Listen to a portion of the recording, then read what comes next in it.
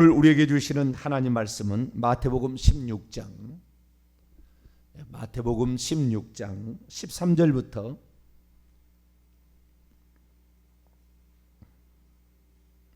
마태복음 16장 13절부터 20절까지 말씀을 한 절씩 교독하시도록 하겠습니다. 마태복음 16장 13절에서 20절까지 말씀을 한 절씩 교독합니다. 예수께서 빌립보 가이사라 지방에 이르러 제자들에게 물어 이르시되 사람들이 인자를 누구라 하느냐?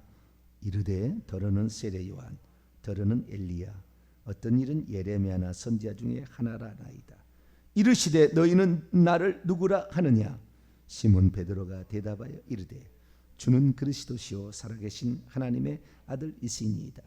예수께서 대답하여 이르시되 바요나 시몬아, 내가 복이 있도다. 이를 내게 알게 한 이는 혈육이 아니요 하늘에 계신 내 아버지시니라. 또 내가 내게 이르노니 너는 베드로라. 내가 이 반석 위에 내 교회를 세우리니 음부의 권세가 이기지 못하리라. 내가 천국 열쇠를 내게 주리니 내가 땅에서 무엇이든 매면 하늘에서도 매일 것이요 내가 땅에서 무엇이든 풀면 하늘에서도 풀리리라 하시고, 이에 제자들에게 경고하사 자기가 그리스도인 것을 아무에게도 이르지 말라 하시니라. 아멘. 기도하겠습니다. 거룩하신 하나님, 이 나라 중부지방에 비가 많이 내려서 산사태와 침몰의 위기에 처해 있습니다. 불쌍히 여기셔서 하나님 인명피해 당하지 않도록 도와주시고 늘 하늘 아버지께 회개하며 공의를 펼치며 정의를 세우고 거짓을 버리고 약한 자를 도우며 권력을 남용하지 아니하고 베풀며 감사하며 서로를 위할 수 있는 이 나라 이 민족 되게 도와 주옵소서. 이 시간도 주의 말씀을 듣고자 합니다. 하나님 저희들에게 말씀하여 주옵소서. 우리 주 예수 그리스도의 이름으로 기도하옵나이다. 아멘. 할렐루야. 비가 많이 와서 걱정입니다. 비가 무섭게 내린다는 말이 있잖아요. 비가 무섭게 내린다. 천둥과 번개와 더불어 하늘이 노하셨다라는 그런 말을 할 정도로 엄청나게 비가 내립니다. 우리가 항상 하나님 앞에 하나님을 두려워하고 경외하면서 정의와 공의를 잘 실천하고 그리고 하나님께 회개하는 저희들 되어서 하나님의 진노함이 없도록 늘 노력하는 저와 여러분 되시기를 바랍니다. 오늘 아침에는 회개 천국 복음 13번째 시간인데요. 어떤 믿음이 구원 얻는 믿음인가? 어떤 믿음이 구원 얻는 믿음인가? 라는 제목으로 오늘 몇 번을 해야 되는데 첫 번째 시간을 갖도록 하겠습니다. 구원 얻으려면 믿음이 필요하죠. 믿음이 뭐냐? 너 예수 그리스도를 믿지? 그럴 때 그 믿는다라는 의미는 무엇일까요? 믿는다라는 말의 의미는 딱 두 가지입니다. 예수님을 누구로 믿느냐 하고 예수님이 우리의 구원을 위해서 무슨 일을 했느냐. 그러니까 여기에 믿는다라는 말의 핵심은 구원이라는 것이 양쪽에 들어가 있습니다. 구원자로 믿는 것이고 구원을 위해서 무슨 일을 하셨어요. 그러니까 우리의 그 믿음, 예수님을 믿는다, 피스티스 믿음이라고 얘기했을 때, 피스테오 믿음이라고 했을 때 이 믿음이란 것은 뭐냐? 믿음은 다른 것이 아니라 예수 그리스도에 대한 믿음이에요. 하나님을 믿는 것도 믿음이겠죠. 그러나 그 하나님을 믿는 믿음을 넘어서는 거죠. 그래서 구체적으로 예수 그리스도에 대한 믿음인데 그분을 구원자로 믿느냐? 그분이 구원자가 되기 위하여 무슨 일을 했는지를 너는 믿느냐? 이거예요. 그래서 그분이 누구시고 그분이 나의 구원을 위해서 무슨 일을 하셨는가를 믿는 것을 믿음이라 이렇게 얘기를 하는 거예요. 그래서 어제 회개 전국복음 12번째 시간에는 우리를 위해서 구원자로 오셨던 그분이 무슨 일을 하셨는지, 완전한 속죄를 이루시기 위하여 2000년 십자가에서 피 흘려 죽으심으로 우리의 죄를 용서하시는 일을 하셨다. 그러니까 그분이 무슨 일을 하셨냐는 것은 그분의 그 죽음을 말하는 거예요. 그분의 죽음. 이 죽음이 인류를 대속하기 위한 죽음이었음을 표시해 주는 것이 부활이에요. 왜냐하면 만약 예수님이 살지 못했다면 자기의 죄로 죽었는지 인류의 죄를 대속해서 죽은지를 잘 모르죠. 그러니까 부활이라는 것은 예수 그리스도의 속죄가 인류를 위한 대속의 죽음이었음을 증거해 주는 가장 큰 표적. 물론 다른 이유도 있어요. 부활하신 이유가. 근데 그게 결국에 우리의 속죄고요. 그러면 예수님께서 왜 죽으시기 위해서 하신 방편이 뭐냐면은 성육신이죠. 하나님은 죽을 수가 없는데, 하나님은 영이시니까 죽을 수가 없는데 죽기 위하여 사람으로 태어나신 거죠. 그래서 이 죽음을 위하여서 예수님은 탄생도 하신 것이고, 그 다음에 이 죽음이 인류를 위한 대속의 죽음이었음을 알도록 하기 위하여 부활하신 거예요. 그래서 예수 그리스도께서 너를 위해서 무슨 일을 하셨느냐? 우리를 위해서 육신을 입고 이 땅에 오셨다. 사람이 되셨다. 그리고 피 흘려 죽으셨다. 대속의 죽음을 나를 대신하여 죽으셨다. 그리고 우리의 죄를 다 용서하셨음을 증언하고 증거하기 위하여 결국에 부활하셨다 이거죠. 그것이 바로 예수 그리스도의 무슨 일을 하셨냐는 핵심이죠. 자, 마태복음 26장을 잠깐 열어봅니다. 마태복음 26장 26절에서 28절을 보면 예수님이 이 세상에 오신 목적이 여기에 나와 있어요. 자, 26절에서 28절 말씀을 읽습니다. 시작. 그들이 먹을 때에 예수께서 떡을 가지사 축복하시고 떼어 제자들에게 주시며 이르시되 받아서 먹으라, 이것은 내 몸이니라 하시고, 또 잔을 가지사 감사 기도하시고 그들에게 주시며 이르시되 너희가 다 이것을 마시라, 이것은 죄사함을 얻게 하라고 많은 사람을 위하여 흘리는 바 나의 피 곧 언약의 피니라. 예수님이 구원을 위해서 우리에게 하셔야 될 일은 딱 두 가지예요. 하나는 속죄예요. 우리의 죄를 사해야 되는 것이고, 죄가 있어서는 천국에 못 들어가니까. 두 번째는 생명이에요. 하나님의 생명을 우리에게 주셔야 돼요. 개가 되려면 개들의 생명을 가져야 되죠. 독수리가 되려면 독수리의 생명을 가져야 됩니다. 식물이 되려면 식물의 생명을 가져야 되죠. 우리가 하나님 나라에 들어가려면 하나님의 생명을 가져야 되는 거예요. 그래서 우리는 하나님의 생명이 예수 그리스도로 말미암아 이 땅에 처음으로 선되었고, 그래서 하나님의 생명을 가진 유일한 아들이라 해서 독생자라고 부르게 되었고, 예수님은 그 생명을 고린도서 15장 45절 생명 주는 영이 되어서, 마지막 아담은 살려주는 영이 되었나니, 생명 주는 영이 되어서 성령으로 믿는 자들 속에 들어오심으로 생명을 받아서 생명을 얻는 것과, 그 다음에 그분이 육체를 입으신 이유는 다른 게 아니에요. 그 생명은 육체하고 관계없어요. 그런데 육체를 입으신 이유는 죄사함을 받게 하려고 피 흘려 죽으셔야 돼요. 히브리서 9장 22절 율법을 따라 거의 모든 물건이 피로서 정결하게 되나니 피 흘림이 없은즉 사심이 없다. 피 흘려 죽는 것이 결국에 속죄죠. 그래서 우리를 대신하여 그분의 목숨을 버리시기 위하여 사람이 되셨고 성육신하셨고 십자가에서 대속의 피를 흘리심으로 결국에 우리가 구원을 받게 된 거죠. 그래서 사도 바울은 에베소 1장 7절에 우리는 그리스도 안에서 그의 은혜의 풍성함을 따라 그의 피로 말미암아 속량 곧 속죄함을 죄사함을 받았다라고 이렇게 말씀하고 있는 것이죠. 그래서 우리는 이 죄사함을 받게 하려고 하나님께서 행하신 이 성육신과 그 다음에 십자가의 죽으심을 믿어야 우리가 죄사함을 받는 것입니다. 그래서 믿음의 핵심은 무엇을 믿느냐? 우리를 위해서 피 흘려 죽으신 것을 믿는 것이죠. 또 하나의 믿음은 뭐냐면 그분이 누구시냐라는 거죠. 그분이 누구시냐. 자, 내가 정병진 목사가 누군가를 위해서 대신 죽었다. 그러면 그 사람을 구원할 수 있을까요? 그게 누구냐가 중요해요. 우리나라에 불교를 전하기 위해서 이차도니가 순교를 했다고 그래요?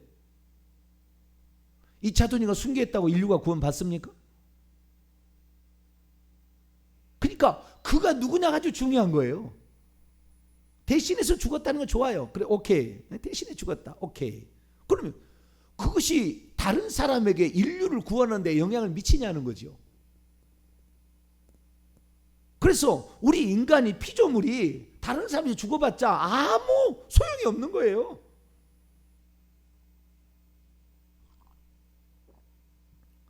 그래서 그분이 누구냐가 중요한 거예요. 자, 누가복음 2장. 그분이 뭐하러 이 땅에 오셨을까요? 천사가 하는 말을 들어보죠. 누가복음 2장 11절. 성육신하신 이유가 뭐냐? 뭐하러 오셨느냐? 2장 11절입니다. 시작. 오늘 다윗의 동네에 너희를 위하여 구주가 나섰으니 곧 그리스도 주시니라. 너희를 위하여 뭐가요? 구세주, 구원자가 나섰다는 말이에요. 심하죠. 구원자가.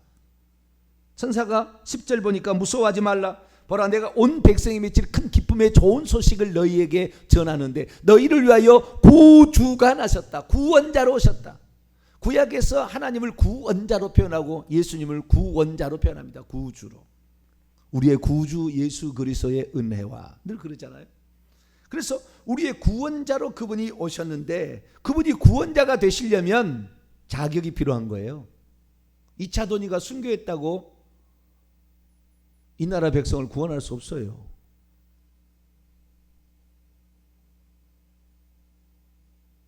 영향은 미칠 수 있으나 구원할 수 없어요. 그래서 그 구원하려면 어떻게 대하는 거냐. 그래서 이 구원을 위해서는 두 가지가 필요한 거예요. 그 사람이 구원자가 돼, 예수 그리스도 예수님이 구원자가 되려면 두 가지가 필요한 거예요. 이것을 바로 누가 얘기했느냐? 베드로가 신앙 고백을 합니다. 오늘 본 말씀, 자, 마태복음 16장 16절. 아무나 구원자가 될 수 있는 게 아니라는 거예요. 두 가지 조건을 채워야 되는 겁니다. 이 조건을 채우지 않는 한 우리는 그걸 구원자로 할 수 없어요. 우리나라에 하나님의 교회 안상홍이 내가 구원자다. 신천지의 이만희가 내가 구원자다. 이제는 뭐 김주철 장길자가 나는 구원자다. 김남희가 나는 구원자. 그래야 될 일이 아니에요. 그 구원자가 될 만한 조건이 있다는 거죠. 그 조건은 절대적입니다. 이 두 가지예요. 그건 마태복음 16장 16절입니다. 읽습니다. 시작. 시몬 베드로가 대답하여 이르되 주는 그리스도시요 살아계신 하나님의 아들이시니이다. 여기에 그리스도하고 살아계신 하나님의 아들이라는 말을 헬라 원문으로 보게 되면은 정관사가 다 붙어 있습니다. 그 그리스도고요, 그 하나님의 아들이에요.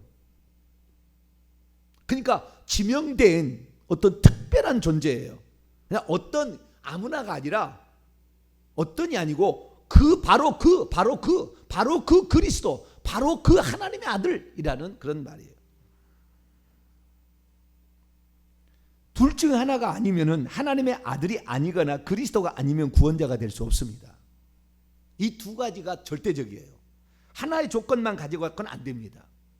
두 가지 조건이 맞아떨어져야 이 사람이 구원자가 될 수가 있어요. 그러니까 예수님이 이 땅에 오신 목적이 우리를 구원하러 오신 것이지 우리에게 무슨 잘 먹고 잘 살기 위해서 온 것도 아니고, 우리를 구원하러, 결국에 궁극적으로는 그거예요. 우리의 구원자로 오셨는데 그 구원자가 되려면 두 가지가 반드시 필요한데 하나는 그리스도고 하나는 또 하나는 하나님의 아들이라는 거예요. 먼저 그 그리스도여야 된다라는 거예요. 그 그리스도는 무엇입니까? 이 그리스도라는 것은 헬라어고 히브리어로는 메시아죠. 메시아. 기름 부음을 받은 자인데요. 이것은 이 이스라엘 민족에 있어서 독특한 용어입니다. 단지 그냥 기름 부음 받은 자가 아니에요. 기름 부음 받은 자가 구약에는 왕, 선지자, 제사장이 기름 부음을 받았는데, 물론 어떤 직책을 의미한 의미로 기름 부음 받은 자지만 이스라엘 민족에 있어서 기름 부음 받은 자라는 그들을 구원하러 오실 이예요.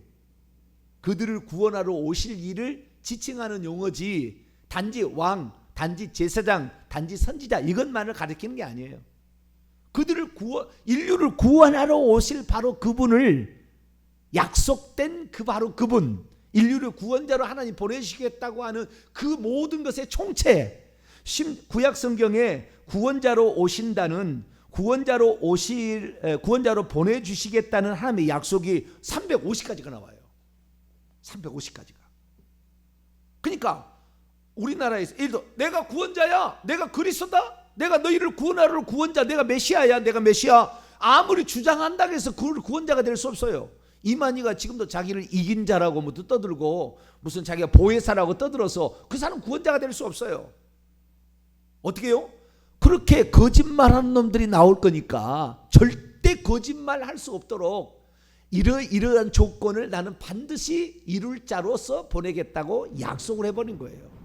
그러니까 만약에 우리가 누군가가 내가 메시아야, 내가 메시아, 내가 그리스도야, 내가 구원자야, 백날 첫날 주장한다고 될 길이 아니라 성경에 하나님께서 수천 년 동안 3,500년 이상 동안 350가지의 이상의 예언을 해서 그 사람이 마저 떨어져야 그 사람이 구원자가 되는 것이지 아무나 구원자가 되는 게 아니다 그 말. 그 구원자는 최소한 마태복음 1장 1절 아브라함과 다윗의 자손이어야 돼요. 그게 약속이에요. 아브라함의 자손은 창세기 22장, 다윗의 자손은 사무엘하 7장에 예언돼 있어요. 그래서 혈통적으로 봤을 때는 유대인이어야 되고, 유대인 중에서도 유다 지파여야 되고, 유다 지파 중에서도 아브라함과 이삭이, 아브라함의 그 휘땅에다가 유다가 되고요, 아브라함, 이삭, 야곱의 후손이어야 되고, 야곱의 아들 중에서 유다 지파의 후손이어야 되고, 유다 지파에서도 다윗의 자손으로 와야 되는 거예요. 이만희가 다윗의 자손입니까? 문선민이가 다윗의 자손입니까? 박태선이가 다윗의 자손입니까? 장길자가 다윗의 자손입니까? 혈통적 조건으로 벌써 틀린 거예요. 자, 로마서 1장 350가지를 다 공부를 해야 돼요. 그 그리스도를 정확히 알려면. 근데 몇 가지 중요한 핵심 사항만 이렇게 말을 하죠.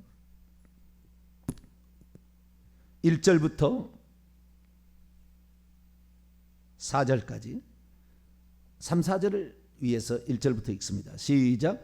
예수 그리스도의 종 바울은 사도로 부르심을 받아 하나님의 복음을 위하여 택정함을 입은. 복음이라는 것은 좋은 소식. 오늘날 너희 다윗의 동네 너희를 위하여 구주가 나시는데 좋은 소식을 전한다는 게 복음이에요.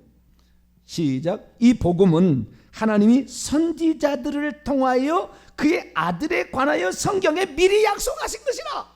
그의 아들에 관하여. 좀 이따 이제 두 번째 조건은 하나님의 아들이어야 돼요. 그러나 또한 그리스도여야 되는데 그 그리스도는 어떤 조건을 채워야 되느냐. 3절 시작. 그의 아들에 관하여 말하면 육신으로는 다윗의 혈통에서 나셨고, 약속에 따라서 선지자들을 통하여 미리 말한 대로 그대로 350가지 이상이 되는 그 예언을 성취해야만이 그가 그리스도가 되는 것이에요. 히브리서 1장. 아무나 되는 게 아니에요.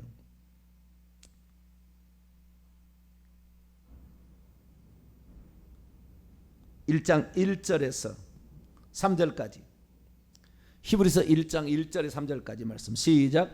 옛적의 선지자들을 통하여 여러 부분과 여러 모양으로 우리 조상에게 말씀하신 하나님이 이 모든 날 마지막에는 아들을 통하여 우리에게 말씀하셨으니 이 아들을 만유의 상속자로 세우시고 또 그로 말미암아 모든 세계를 지으셨느니라. 이는 하나님의 영광의 광채시요 그 본체의 형상이시라. 그의 능력의 말씀으로 만물을 붙드시며 죄를 정결케 하시는 일을 하시고 높은 곳에 계신 지극히 크신 이의 우편에 앉으셨느니라. 아들, 나중에 이제 아들까지 더 나옵니다만은 그 아들의 조건이 혈통적으로 어떻게 해요? 아브라함과 다윗의 아들로 오셔야 돼요. 아들로. 또 그 메시아의 조건이 아들로 오셔야 되는 거예요. 구약성경 이사야 9장 6절. 오늘날에 지금요 전능신교가 있어요. 전능신교는 그 구원자가 여자. 지금 하나님의 교회도 여자로 가고요, 신천지 여자로 가려다가 말아요. 근데 여자로 구원자가 온다고 하는 사람이 많아요. 절대 아닙니다. 100% 아니에요. 이사야 9장 6절 시작. 이는 한 아기가 우리에게 낳고 한 아들을 우리에게 주신 바 되었는데 그의 어깨는 정사를 맺고 그의 이름은 기묘자는 모사라 전능하신 하나님이라 영존하시는 아버지라 평강의 왕이라 할 것입니다. 한 아기로 와야 되고 또한 아들로 오셔야 되는 거예요. 근데 어떤 아들로 오셔야 되냐? 이사야 7장 14절 그러나 주께서 친히 징조로 너희에게 주실 것이라. 보라, 처녀가 잉태하여 아들을 낳을 것이요 그의 이름은, 처녀가 아들을 낳아야 돼. 반드시. 이만희를 처녀가 낳았습니까? 조건이 안 맞아요. 조건이 350가지 조건이 된다니까요. 근데 그 메시아로 올 사람은 어디서 낳아야 된다? 미가서 5장 2절 보면은 베들레헴에서 태어나야 된다고. 또 베들레헴 에브라에다야 너는 유다 족속 중에 작을지라도 내게서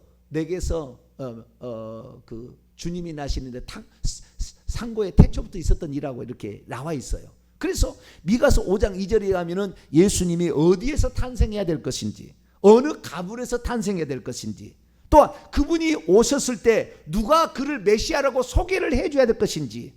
자, 말라기 4장. 아주 중요한 것은요, 그분을 소개해주는 이사야 40장에도 나오고요. 자, 말라기 4장을 읽어볼까요? 그를 소개해주는 천거자가 있어야 돼요. 내가 그냥 런닝메이트가 있어야 되는 거예요. 그냥이 아니에요. 말라기 4장 5절 6절 시작. 보라, 여호와의 크고 두려운 날이 이르기 전에 내가 선지자 엘리야를 너희에게 보내리니 그가 아버지의 마음을 자녀에게로 돌이키게 하고 자녀들의 마음을 그들의 아버지에게로 돌이키게 하리라. 돌이키지 아니하면 두렵건대 내가 와서 저주로 그 땅을 칠까 하노라. 회개하라 라면서 그들의 마음을 다 회개할 마음을 줘서 마지막 날에 엘리야를 보는데, 그게 엘리야가 약대 털옷을 입고 메뚜기가 석청으로 사는 사람이었는데 똑같은 사람이 온다 그 말. 똑같은 이런. 그래서 세례 요한이 메뚜기가 석청을 먹으며 요단강에서 세례를 전파했잖아요. 자, 누가복음 1장 회개의 세례를 전파했잖아요.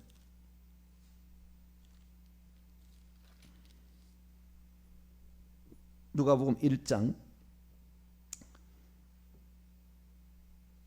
15절부터 17절까지 15절부터 17절 시작.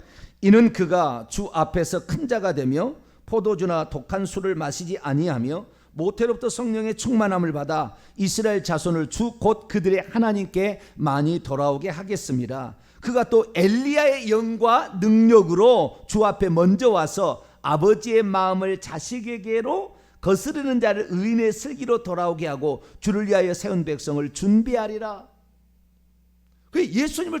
예수님이 그 공생애를 시작할 때 그를 천거해 주는 사람이 있어야 되는 거예요. 미리 와서 자식들의 마음을 다 돌이켜서 회개해서 천국을 맞이할 수 있도록 준비시켜준 자가 있어야 된다. 그까지. 그러니까 그분을 천거해 준 사람, 그 다음에 그분의 공생애를 시작할 때 공생애를 어떻게 살아야 되는 것인가 이 나오는 거예요. 이사야 35장을 또 볼까요? 다 얘기할 수는 없고요. 중요한 것만. 그는 이렇게 살아야 돼. 이렇게 공생애를 살 때 이런 걸 해주는 걸 보게 될 때 우리는 그분을 메시아로 알라 이렇게 얘기를 했다 그 말이죠. 5절 6절 이사야 35장 5절 6절 시작. 그때 맹인의 눈이 밝을 것이며 못 듣는 사람의 귀가 열릴 것이며 그때 저는 자는 사슴같이 뛸 것이며 말 못하는 자의 혀는 노래하리니 이는 광야에서 물이 솟겠고 사막에서 시내가 흐를 것입니다. 맹인의 귀, 눈이죠. 맹인의 눈. 그래서 예수님이 맹인의 눈을, 눈먼 자의 눈을 띄워지는 거예요. 못 듣는 사, 귀머거리의 귀를 듣게 하셨어요. 에파타 하시면서 저는 자, 중풍병자, 말 못하는 자, 벙어리 이들을 고쳐주셨죠. 세례 요한이 감옥에 갇혀서 나중에 자기 제자들을 보냅니다. 그리고 이렇게 물어봅니다. 마태복음 11장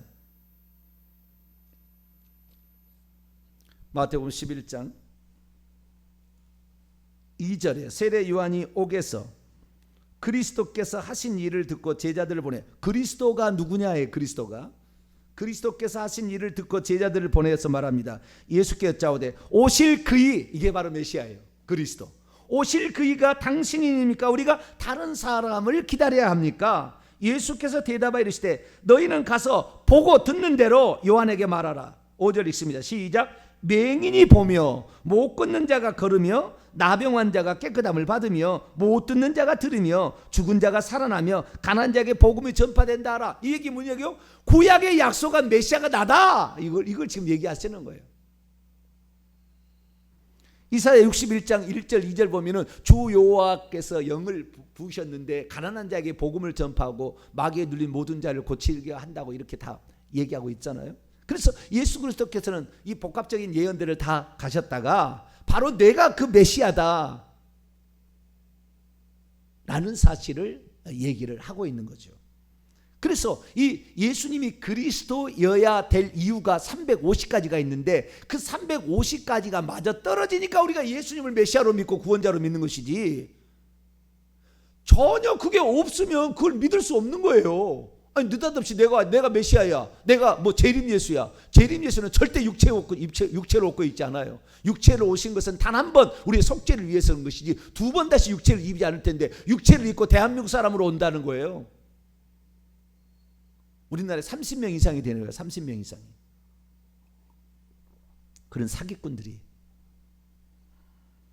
그래서 성경에는 우리가 예수님을 우리가 믿는다라는 것은 다른 게 아니에요. 그분이 우리의 죄를 위해서 행하신 일, 그걸 믿는 것이고, 또 하나는 그분이 누구냐, 그분이 누구냐, 그 구원자가 돼야 되는데 구원자는 아무나 될 수 없는 거예요. 아무나 되지 않은 거예요. 꼭 하나님의 약속한 그 약속을 성취하는 자. 이사야 53장에 보면은 그는 우리의 죄를 대신해서 죽어야 될 그의 그 말을 우리에게 약속하고 있어요. 그까지 마지막 더 읽읍시다. 이사야 53장. 죽을 때 뭐 이사야 뭐 20장이나 22장이나 초로 마시고 뭐 뼈를 꺾지 말고 뭐 엘리 라마 사막 수많은 예언들이 다 있는데, 이사야 53장 4절 5절 시작. 그는 실로 우리의 질고를 지고 우리의 슬픔을 당하였거늘 우리는 생각하기를 그가 징벌을 받아 하나님께 맞으며 고난을 당한다. 그래서 채찍에 맞은 거예요. 예수님이 그 군병들에게. 그가 찔림은 우리의 허물 때문이요 그가 상함은 우리의 죄악 때문이라. 그가 징계를 받음으로 우리가 평화를 주고 그가 채찍에 맞음으로 우리가 나음을 입었도다. 우리가 이 고난받는 종, 이 고난받고 죽어야 되는 이것도 메시아의 조건입니다. 그래서 이 모든 것을 다 이루셔야 돼요. 그것뿐만 아니라 율법에 기록되기를 속죄일 제사를 보면은 속죄양은 어떤 조건을 가져야 되는지, 유월절 출애굽기 12장에 보면 유월절 양이 어떤 조건을 가져야 되는지 수많은 350가지나 되는 율법과 선지자가 예언한 모든 것들을 다 이루셔야 이게 그리스도가 되는 것이지, 느닷없이 내가 그리스도다? 천만의 만만의 콩떡인 거예요. 절대 그 사람이 구원자 될 수 없습니다.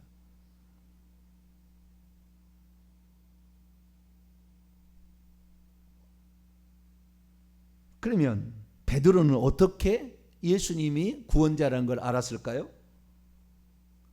첫째 가능성, 베드로도 구약 성경을 많이 알고 있었던 거죠. 율법에 기록되어 있는, 절기상에 나타나 있는, 제사법에 나타나 있는, 성막에 나타나 있는 그런 것들을 알고 있었던 거죠. 그 다음에 선지자들의 예언을 알고 있었던 거죠. 그래서 그것에 성취하는 것이 예수님이 그걸 하는 것을 보니까 이분이 메시아다. 왜? 구약 성경에 자기가 알고 있는, 왜 우리가 그걸 아냐면은 이 사도행전 2장에 보면 오순절 성령 강림으로 말미암아 그 모인 사람들에게 설교하는 내용을 들어보면 베드로가 대단해요. 말씀을 많이 알고 있어요. 그냥 촌사람이라고 무시할 게 아니에요. 그러니까 자기가 그 현장을 3년 반 동안 쫓아다니면서 따라다 보니까 구약 성경에 메시아를 보내주시겠다고 하나님이 약속한 그 메시아와 동일한 사람, 근데 끝까지 안 믿고 못 믿은 게 하나 있었어요. 그건 뭐냐면 예수님의 출생의 비밀을 몰랐어요. 왜냐하면 나사렛 예수라고 그랬거든요. 그래서 예수님을 십자가에 못 박혀 죽일 때 예수님이 진짜 메시아로 알았으면 안 도망갔을 텐데 죽고 부활하신 후에 비로소 알았어요. 그래가지고 도망갑니다. 그건 뭐예요? 아직까지 덜 믿은 것도 있었다는 거예요. 그래서 예수님께서 베드로가 주는 그리스도, 당신은 그리스도시여 살아계신 하나님 아들이라고 할 때 이건 네 고백이 아니다. 하늘 아버지께서 너에게 이런 고백을 하게 하셨다. 이렇게 얘기한 거예요. 왜? 그건 성령으로 이렇게 고백하게 하신 거죠. 우리를 나중에 교육하려고 그랬든지 어쨌든 그렇게 하신 거예요.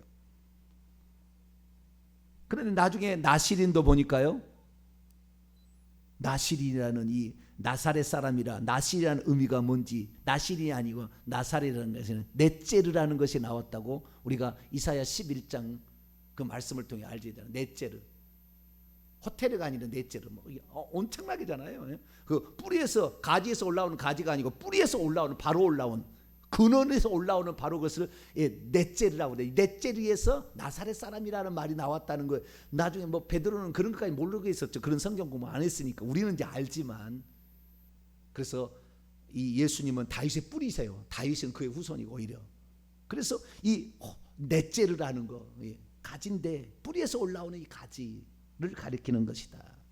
뭐 수많은 이런 예언들이 있는 거죠. 그래서 이 350까지 되는 이 모든 예언을, 죽었다가 삶이 안에 살아나는 것을 요나서 2장에 보게 되면은 물고기 뱃속에 들어갔다가 삶이 안에 살아나는 수많은 이런 예언들을 그대로 다 이루심으로 우리는 예수 그리스도를 지금 구세주로 묻는 것이지, 예수님이 내가 구세주다 나를 믿어라 그래서 믿는 게 아니라 그 말이에요. 우리는 확실한 증거를 350까지, 그것도 예수님이 태어나기 수백 년 수천 년 전에 예언된 그 예언을 다 이루었기 때문에 우리는 지금 예수님을 메시아로 믿는 거고 구원자로 믿는 것이다. 할렐루야. 우리의 믿음은 지금 헛된 망상이 아니에요. 누가 주장한다고 해서 그것을 따라가는 게 아니라 확실한 증거를 가지고 있다 그 말이에요. 그렇기 때문에 전 세계의 수많은 사람들, 그 유식한 사람들도 다 이걸 보고 아 진짜구나 라고 알게 된 거죠. 그래서 이 베드로는 어떻게 알았을까? 예수님 말씀에 하면은 하나님 아버지께서 그에게 알려주신 거예요. 그러나 그도 배웠던, 회당에 가서 들었던 말씀을, 보았던 말씀을 가지고 추측할 때 아 이건 메시아일 거야, 메시아일 거야. 그런 것을 이제 알게 된 거죠. 그리고 그분이 결국에 이분이 메시아일 거라는 것을 알 수 있는 두 가지 방법이 또 있어요. 하나는 뭐냐면은 그분이 하신 일들을 보니까 메시아만 할 수 있는 일을 하고 있고, 그분이 하시는 말씀을 들어보니까 서기관과 바리새인하고 달라. 해석하는 것이 벌써 달라요. 그래서 그분이 하신 말과 그분이 하시는 행동을 보니까 메시아가 와서 해야 된다는 그 말과 행동을 하고 있거든. 그러니까 그것이 아니겠는가라고 얘기를 했는데 딱 맞춘 거예요. 딱 맞춘 거. 주는 그리스도시요, 그 그리스도시요 살아계신 하나님의 아들입니다. 바요나 시몬아 복이 있다. 너 다른 사람 다 선지자 중에 한 사람이라고 생각하는데 너는 어떻게 그 그리스도라고 얘기하니? 이랬다는 거 아니에요? 그래서 얼마나 기뻐하시는지, 너 신앙 고백 위에 교회가 세워질 텐데 음부의 문들이 이기지 못할 거다. 할렐루야. 아주 축복을 주셨어요. 그래서 오늘 아침에는 자, 우리가 구원 얻는 믿음은 어떤 믿음이냐? 예수 그리스도에 대한 믿음이에요. 다른 믿음이 아니라 예수 그리스도께서 무슨 일을 하셨고 누구시냐에 대한 믿음인데, 누구시냐도 그리스도이시고 하나님의 아들이신 이 두 가지 조건을 채워야 구원자가 된다. 그 중에서 그리스도에 관하여 오늘 말씀을 살폈습니다. 예수 그리스도를 그리스도로 믿게 될 때 우리는 구원받습니다. 기도하겠습니다. 거룩하신 하나님 감사합니다. 우리가 과연 예수 그리스도를 누구로 믿을 것인가? 주여, 그분이 주장했다고 믿는 것이 아니라 구약에 이만한 율법과 선지자들에게 약속한 것을 그대로 이루신 그분을 우리가 구주로 믿습니다. 내 주 예수 그리스도를 보내신 하나님께 진심으로 감사를 드리며 예수 그리스도만을 영원히 나의 구주로 믿고 따라가게 도와 주옵소서. 예수님의 이름으로 기도하옵나이다.